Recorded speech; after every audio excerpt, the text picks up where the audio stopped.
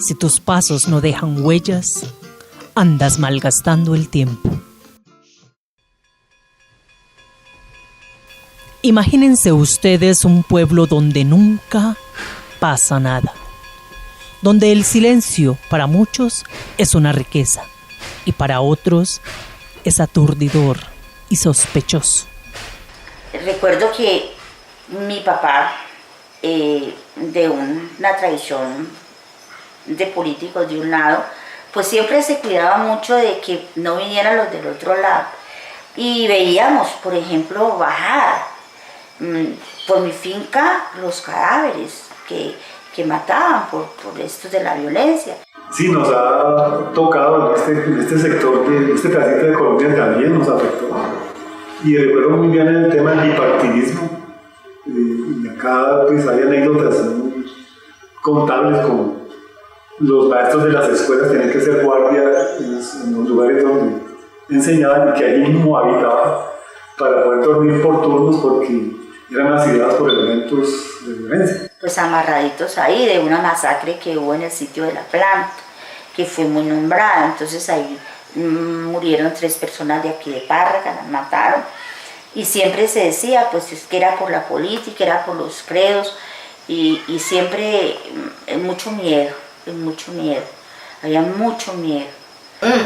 Pues el que se dejara pillar lo mataban, les tumbaban los ranchitos, macheteaban las ollitas, los trastes, les tumbaban el ranchito la policía o la ley que llegara, o el ejército. Eso estuvo una violencia tremenda.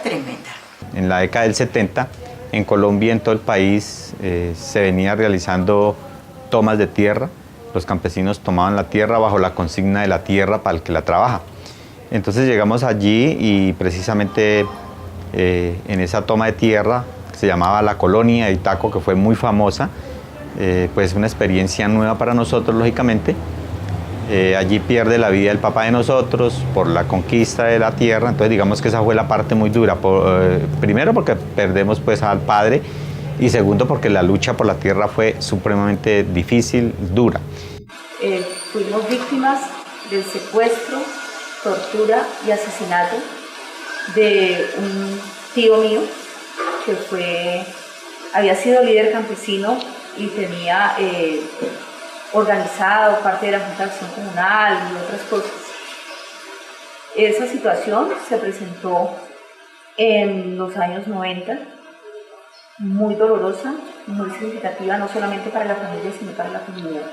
Y nosotros, pues, nos teníamos que encerrar o nos teníamos que ir a dormir al monte. No, eso fue una represión tremenda. A los otros se los llevaban para la cárcel, los tenían en Villanueva, No, eso fue una cosa terrible. Y todo un señalamiento que porque eran guerrilleros, que eso era guerrilla y que era guerrilla y que era guerrilla. Pero aquí igual vivimos un espacio de pasar los guerrilleros y a ellos los vimos pasar. Pero sí vimos un espacio de quedarse los paramilitares y los vimos actuar con sus armas y todo. Y eso fue en el 2002, eso no hace mucho tiempo. Y aquí mataron al muchacho que vivía allí en una finquita. En los pinos dejaron enterrados 2 pelados también de aquí. Si aún de desaparición forzosa, entonces fue como ya una violencia diferente. Este tal vez es un pueblo como muchos de nuestro país, donde hace años atrás fue decretado zona roja. Y aunque hoy en día ya no es así, aún habita en la memoria de algunos un referente que conocen pocos y callan muchos. Porque para la mayoría de habitantes, este es un pueblo tranquilo, donde nunca pasa nada. Es como ellos aprendieron a defender su territorio. Entonces, ladrón que llegaba, ladrón que ellos, toda la comunidad, se armaba y salía a perseguirlos. Los garroteaba, los llegó hasta amarrar y se los entregaba a la policía. Y de eso también hubo 2 casos de 2 pelados que murieron pues en eso, pero que toda la comunidad salía. Y que de esa violencia bipartidista hemos llegado a otra, que suma otras violencias y otros fenómenos sociales en Colombia, debido seguramente de la pobreza. Entonces aquí, a pesar de ser un territorio pequeño y con pues, relativa tranquilidad, sí ha sido tocado por estos elementos que, como se dice muy acertadamente, son transversales al país. La Cumbre es un municipio de 6ª categoría, ubicado en el Valle del Cauca. Nace hace 104 años a la orilla de la construcción del ferrocarril de Occidente y se pobló por trabajadores provenientes de distintos sectores del país que se asentaron a lo largo de su trayecto, y en las últimas décadas ha sido habitado por población desplazada de los departamentos del Cauca, Nariño y el Valle, y por una población flotante de veraneantes cada fin de semana. Bueno, mi papá venía del Cauca, ambos eran caucanos. Mi papá venía trabajando en el ferrocarril. Para entonces esto era baldío, y a él le dieron esta tierra. ¿Cómo así que se llamó la Estación de las Flores? Porque allí era que sacaban los jardineros sacaban las flores para vivirlas y venderlas. Ellos se vinieron cuando el gobierno pues se puso a recoger gente allá para venir a hacer el ferrocarril. Ajá. Entonces se vinieron 1.800 personas. Entre ellos estaban mi mamá y mi papá. Esto hace que las nuevas generaciones no cuenten con arraigo, ni conozcan las riquezas e historia del municipio, y por tal razón, su desarrollo sociocultural ha sido lento. Esta población consta en su gran mayoría de adultos mayores, familias disfuncionales en un 80%, niños y jóvenes en un alto nivel de vulnerabilidad. De estratos 1 y 2 que habitan en un alto porcentaje en la zona rural del municipio. La economía de las familias se basa en el trabajo agrícola, la construcción, mantenimiento de casas de veraneantes y en un 20% empleados de pequeños comerciantes, tiendas, pequeños almacenes, panaderías. La mayoría viven de alquiler y en zonas retiradas del casco urbano, algunos a distancia hasta de 1.5 horas de la cabecera municipal.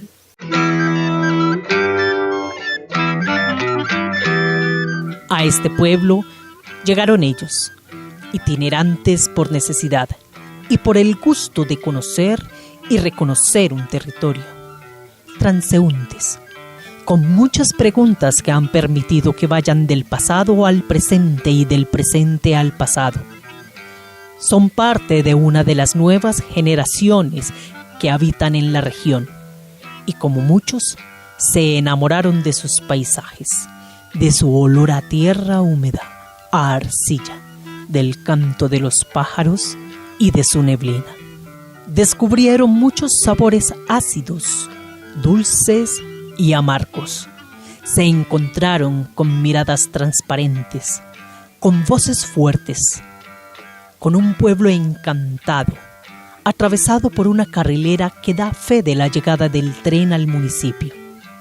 Esta llegada del tren influenció toda su historia, su economía, la cual al inicio giraba en torno a las flores, follajes tropicales y la comida que se ofrecían a los viajeros que se desplazaban a diferentes municipios del departamento. Bien, nosotros llegamos aquí al municipio de La Cumbre como un grupo de teatro, un grupo cultural, interdisciplinario, que empezamos a hacer un proceso artístico y pedagógico con niños de una escuela. Y ellos llegaron a llevar su arte, su parte escénica, a sacar del cuerpo la cultura, a sacar de un mural una cultura, que los niños pudieran expresarse libremente en todos los ámbitos culturales. Después de eso, viendo como la dinámica tan interesante que tenía el proceso artístico con los niños en esta institución, decidimos crear una escuela de arte. Le llamamos Escuela Itinerante de Arte La Gesta. Esa escuela funcionaba 2 días a la semana, donde los niños iban a tomar diferentes expresiones artísticas. Tanto en pintura como en danzas, en teatro, en cortometrajes.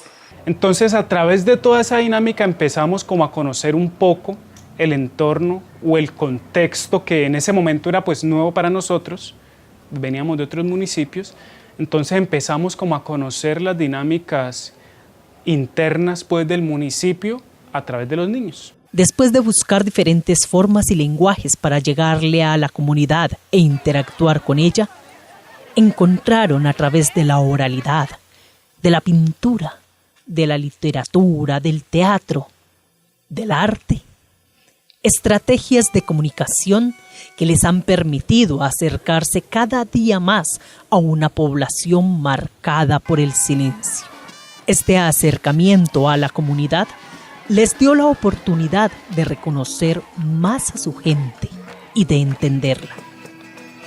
Esta población tiene ciertas características que marcan tradiciones, expresiones, pensamientos, que son la respuesta a comportamientos sociales que generan problemáticas de comunicación, exclusión y división social.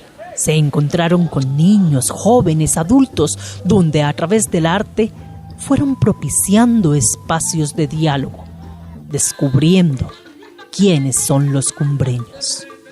Fue así como descubrieron a los mayores. Entonces empezamos a ver que parecía que este era un municipio sin memoria, porque muy poco nos hablaban de la memoria del municipio, entonces no habían unos registros históricos amplios, unas investigaciones donde se contara qué pasaba en el municipio. Esas voces que les llegaban con la neblina, con el susurro del viento, pero que en los espacios de encuentro estaban ausentes, así como estaban ausentes las raíces, las costumbres, igualmente eran inexistentes los lazos entre los habitantes de esta región. Era desconocida la historia. Cuando identificamos esa problemática de que parecía que estábamos en un pueblo sin memoria, entonces después empezamos a indagar, a investigar pues cuál era el inicio de esa problemática, el porqué, a tratar de entender el porqué de esa problemática, el por qué no se hablaba de la historia del municipio. Entonces fuimos a los adultos mayores. Estaban silenciadas las voces de los adultos mayores en un municipio poblado por un gran alto porcentaje de ellos. Existía una pregunta que les rondaba: ¿en dónde quedaron sus voces? Así que iniciaron la búsqueda de ellos. A través de un proyecto que llamamos Los Niños y las Niñas Descubriendo la Tradición Oral del municipio de La Cumbre, hicimos una serie de entrevistas a muchos adultos mayores. Esas historias se las proyectamos a niños. Fuimos realmente muy gratificados porque tuvimos la oportunidad de que 2 miembros de nuestra familia, mi abuela María y mi tía Elena, participaran de esos cuentos. Y en algunos casos lográbamos que el adulto fuera a la escuela y le contara de primera mano a los niños las historias. Para mi mamá fue muy importante el hecho de que la entrevistaran y que además le hicieran un reconocimiento pues, en una pintura que se hizo en el corregimiento de Itaco, porque yo considero que a pesar de que ella nos contaba las historias en la casa, pues siempre se quedaban en las 4 paredes de la casa. Se encontraron con las voces de los adultos mayores, con sus vidas, las familias, recuerdos, sus historias, tradiciones y raíces. A través de este proceso cultural descubrieron el origen de los primeros pobladores, las épocas que han marcado el desarrollo del municipio, mitos y leyendas de la región, costumbres, anécdotas que representan a sus pobladores, sucesos y hechos históricos que han marcado el desarrollo de la región. Desarrollamos unos talleres con esos niños, unos talleres de creación literaria y unos talleres de ilustración. Entonces los niños recreaban las historias que los adultos les contaban y creamos un libro que es un libro animado. Entonces ese libro con las ilustraciones y ya las historias recreadas por los niños, hicimos pues ese libro animado. En este momento ya tenemos 3 versiones de ese libro, vamos por la cuarta. El libro se llama Historias de un pueblo llamado La Cumbre. El que no conoce la historia tiende a repetirla. Por eso, ellos insisten en generar espacios donde se incluyan todos y todas en diálogos transformadores y reconciliadores. Aurora es la protagonista de un programa radial que hemos construido, donde hemos venido contando las historias de los adultos mayores y que ha tenido muy buena acogida porque ha llegado al gran porcentaje de la zona rural. Por favor, venga muchacha a escucharse el programa. Ya va a empezar el de Aurora. En los tiempos de la violencia, ser niño no era fácil. Había que defender la fantasía y el juego, defenderlos de los adultos que vivían casi todo el tiempo con miedo. Esta es la historia de Pedro, un niño que caminaba buscando juegos y trabajaba pensando en ellos. Esta abuela es el hilo conductor de estas historias, pero estas historias son también, en muchos capítulos, han sido elaborados por niños y por jóvenes, donde hemos empezado a trabajar la parte de la radioactuación. Hola, ¿quién eres? Soy tu nuevo amigo. ¿Y tú cómo te llamas? Bueno, en este momento no importa. ¿Jugamos? Buenas tardes. Es que aquí me dijeron que alguien me podía ayudar. Es que a mi hijo lo está persiguiendo el duende.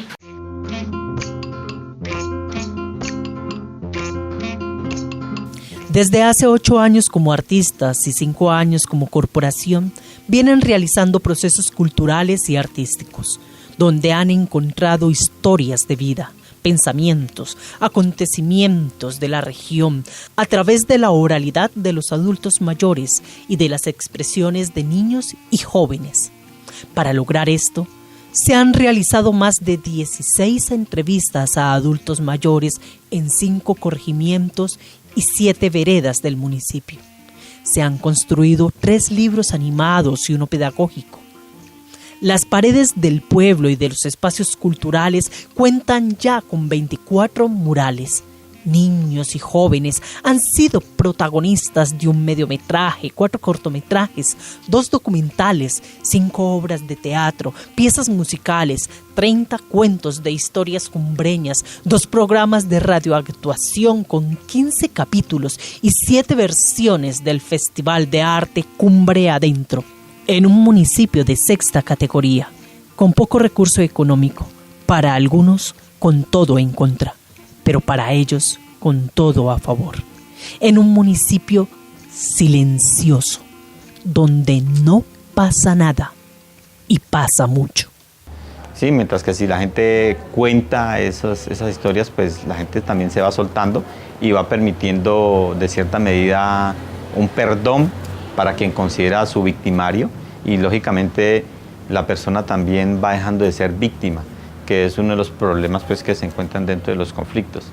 Me parece muy importante ese avance que se ha venido dando, por lo menos desde la parte de la cultura y del arte, que hayan empezado a investigar y a darse en cuenta de esa clase de cosas. La recuperación de la memoria permite construir identidad. Y un principio de construcción de identidad es un principio de reconocimiento y un principio de autoconocimiento y autorreconocimiento. Esto construye subjetividad. Entendía la subjetividad como un proceso de hacerse cargo de sí mismo, de pensar por sí mismo. Entonces, digamos que cualquier proceso que usted haga en términos de lo artístico que permita que la persona construya subjetividad, pues aporta mucho en cualquier sociedad a procesos de construcción de paz. Y ahí viene el caso de los de la gesta, donde se han hecho un trabajo de recuperar esos espacios, y yo lo digo a boca llena. Y no porque me oigan, es porque es cierto. Porque yo veo que donde ellos hacen el trabajo con los niños el niño es feliz y comienza a visionarse desde otro punto de vista. Entonces comienza a mirar una paz que debe de llevar.